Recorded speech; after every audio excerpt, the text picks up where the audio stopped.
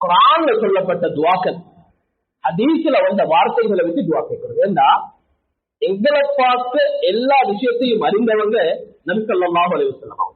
அவங்களுக்கு அல்லாஹ் தஆலா ஒரு துஆவை கற்றுக் கொடுக்கிறாருன்னா அது எவ்வளவு மகத்துவமான துஆக்களா இருக்கு. நபி ஸல்லல்லாஹு அலைஹி வஸல்லம் அவங்களோட வாழ்க்கையில ஒரு துஆவை சொல்லி தராங்கன்னா எவ்வளவு பெருமதியான துஆவாக இருக்கும். பாருங்க, அல்லாஹ் தஆலா குர்ஆன்ல பல துஆக்கள் சொல்லி தந்திருக்கிறார். அந்த துஆக்கள்ல ஒண்ணுதான் ரப்பனா ஆத்தினா ஃபித் துன்யா ஹஸனா வ ஃபில் ஆখিরাতি ஹஸனா வ கினா அஸாபன்னார். எல்லாருக்கும் பாடமாக்க முடியுமான சின்ன சாதாரண ஒரு துஆ, லேசான ஒரு துஆ, பல கருத்துக்களை உள்ளடக்கிற ஒரு துஆ. பாருங்க, ஒரு பிள்ளைக்கு 2 நாள் சொல்லிக் கொடுத்தா பாடமாக்கிறோம். சொல்லிக் கொடுக்கக்கூடிய நேரத்தில் எப்படி சொல்லி பாடங்களா பிரிச்சு கொடுக்கணும்னா ரப்பனா ஆத்தினா ஃபித் துன்யா ஹஸனா வ ஃபில் ஆখিরাতি ஹஸனா வ கினா அஸாபன்னார். லேசா பாடமாக்கிறோம். குர்ஆன்ல அல்லாஹ் தஆலா ரப்பனா ஆத்தினா ஃபித் துன்யா ஹஸனான்னு சொல்லி இந்த துஆவை சொல்லியிருக்கிறான். நபி ஸல்லல்லாஹு அலைஹி வஸல்லம் அவங்க அல்லாஹும்ம ஆத்தினா ஃபித் துன்யா ஹஸனான்னு இந்த துஆவை சொல்லியிருக்கிறாங்க. அதனால எப்படி வேணும்னாலும் ஓதலாம், பிரச்சனை இல்லை. இந்த துஆவை நாங்க பல தடவைகள் பல விதமாக ஓத வேண்டும். ஒரு நாளைக்கு எவ்வளவு வேணுமோ அவ்வளவு ஓதலாம். அதை தனக்குறவங்க ரசூல் ஸல்லல்லாஹு அலைஹி வஸல்லம் அவங்களோட ஹாஜிமாக இருந்தவங்க அவங்கள்ட்ட கேட்கிறாங்க, நபி ஸல்லல்லாஹு அலைஹி வஸல்லம் அவங்க எந்த துஆவை அதிகமா ஓதுவாங்க? அலசரத்துல அவங்க சொல்றாங்க, நபி ஸல்லல்லாஹு அலைஹி வஸல்லம் அவங்க அதிகமாக ரப்பனா ஆத்தினா ஃபித் துன்யா ஹஸனா வ ஃபில் ஆখিরাতি ஹஸனா வ கினா அஸாபன்னார் சொல்லக்கூடிய துஆவை ஓதுவாங்க. அலசரத்துல அவர்களுடைய மாணவர்களாகிய தாபீன்களாகிய சாபித்துல் புனானி ஃபதாதா ரஹ்மத்துல்லாஹ் போன்றவங்கள்ட்ட கேட்கப்பட்டுச்சு, அலசரத்துல அவங்க அதிகமா இந்த துஆவை ஓதுவாங்க. நேரம் இருந்தாலும் சரி, நேரம் இல்லாட்டியும் சரி, இந்த துஆவைத்தான் அவங்க மெயினாக விசேஷமாக ஓதுவாங்க. ஒரு கூட்டம் வந்துச்சு, அவருக்கு அவசரம் இருந்துச்சு, சொன்னாங்க சுருக்கமா ஒரு துஆ செய்யுங்க எங்களுக்கு. அவங்க ரப்பனா ஆத்தினா ஃபித் துன்யா ஹஸனா வ ஃபில் ஆখিরাতি ஹஸனா வ கினா அஸாபன்னார் என்று துஆவோடு எடுத்து வச்சாங்க. இன்னொரு கூட்டம் வந்தாங்க, அவருக்கு நேரம் இருந்துச்சு, சொன்னாங்க தாமதமாக அமைதியாக ஆறுதலாக எங்களுக்கு துஆ செய்யுங்க. அவங்க துஆ செய்ய ஆரம்பிச்சதும் அல்லாஹ்வை 10 வார்த்தைகள்ல புகழ்ந்தாங்க. பாருங்க எவ்வளவு புகழ்ந்தாங்க, 10 வார்த்தைகள்ல புகழ்றாங்க. எவ்வளவு பாடம் அவ்வளவு புகழலாம். 10 வார்த்தைகளை புகழ்ந்துட்டு இந்த துஆவை மடக்கி மடக்கி ஓதினாங்க. ஓருக்கு நபி ஸல்லல்லாஹு அலைஹி வஸல்லம் அவரோட பேர்ல ஸலவாத் சொல்லி சொன்னாங்க, ஓருக்குரிய துஆ கேட்கப்பட்டாச்சு. ஓடுகளை மொத்தமா இந்த துஆ மட்டும்தான். நபி ஸல்லல்லாஹு அலைஹி வஸல்லம் இந்த துஆவுக்கு எவ்வளவு முக்கியத்துவம் கொடுத்திருக்காங்கன்னு பாருங்க. ஒரு மனிதன் தவாஃபுடைய நேரத்தில்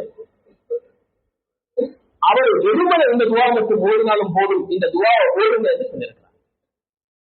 வேற எந்த துஆவும் ஓட செய்யல. ஏன்னா அர்த்தம் தெரியும் என்றா நாங்க வேற துஆவே கேட்க மாட்டோம் போதிக்கிறேன். அவ்வளவு அர்த்தம் சொல்லப்பட்டது. இந்த ஹஸனா என்ற வார்த்தை குர்ஆன்ல வரக்கூடிய ரப்பனா ஆத்தினா ஃபித் துன்யா ஹஸனா இந்த துஆல வரக்கூடிய வார்த்தைகளே இந்த ஹஸனாவுக்கு சுருக்கமான கருத்தாக அது சுரம் குர்துபி ரஹ்மத்துல்லாஹி அலைஹி சொல்ல என்ன சொல்றாங்கன்னா, உலகத்துடைய ஆகிரத்துடைய அனைத்து நிஅமத்துகளையும் கேட்கும் துஆ. உலகத்துடைய ஆகிரத்துடைய அனைத்து நிஅமத்துகளையும் கேட்கும் துஆ. அதற்கு இப்னு கஸீர் ரஹ்மத்துல்லாஹி சொல்ல ஒரு மனிதனுக்கு ஆகுமான ஹராம் அல்லாத அனுமதிக்கப்பட்ட அனைத்து தேவைகளையும் உள்ளடக்கிற துஆ. அனைத்து தேவையும் கேட்டு பெறக்கூடிய ஒரு உள்ளடக்கமான ஒரு துஆதான் இந்த துஆ.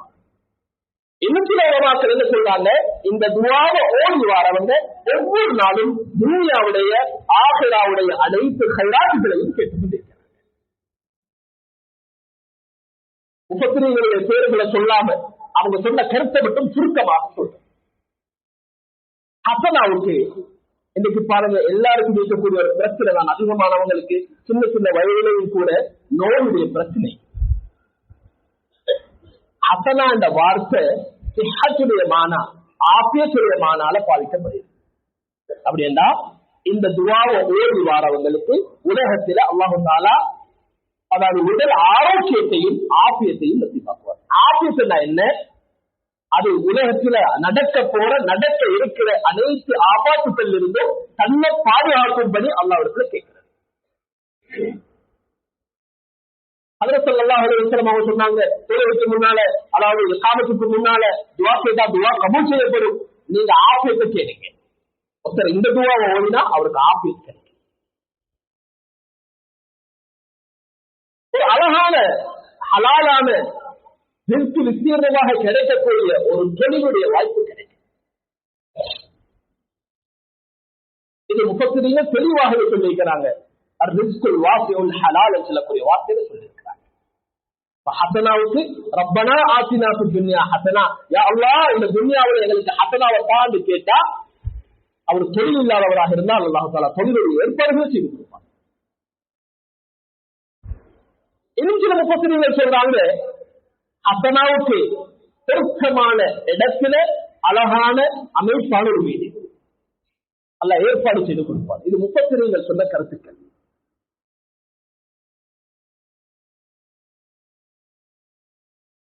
தொழில் கிடைச்சிட்டு, ஆரோக்கியம் இருக்கிறது, வீடு வாசல் கிடைச்சிட்டு, இப்ப ஒரு திருமணத்துடைய தேவை இருக்கிறது. திருமணம் முடிக்காத ஆணோ ஒரு பெண்ணோ இந்த துஆவை ஓடி வருவாங்கன்னா அல்லாஹ் தஆலா பாதுகான ஜோடிகளை ஏற்பாடு செய்து கொடுப்பார். இது நான் சொன்னதில்லை, ஹதீஸ்களில் இருந்து வந்ததை உலமாக்கள் பிரித்து சொல்றாங்க, அழகாக சொல்லியிருக்கிறாங்க. திருமணம் முடிச்சுட்டாரு, இப்ப புள்ள பாக்கியம் தேவை. இந்த துஆவை ஓதி வாராரு, அல்லாஹ் தஆலா சாலிஹான ஒரு பிள்ளையுடைய பாக்கியத்தை நசீபாக்கும்.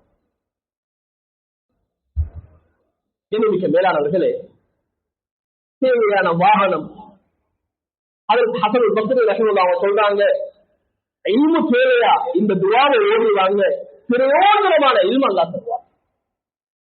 இல்மு நாஃபி அல்லாஹ் தஆலா நசீபாக்குவார். இபாதத்துல குர்பான் இருக்குதா, இபாதத்தை சீராக்கிறதுக்கு இந்த துஆவை ஓதுவாங்க, அல்லாஹ் தஆலா இபாதத்தை சீராக்கி தருவார். ஹஸன் பஸ்ரி ரஹிமஹுல்லாஹ் சொல்றாங்க.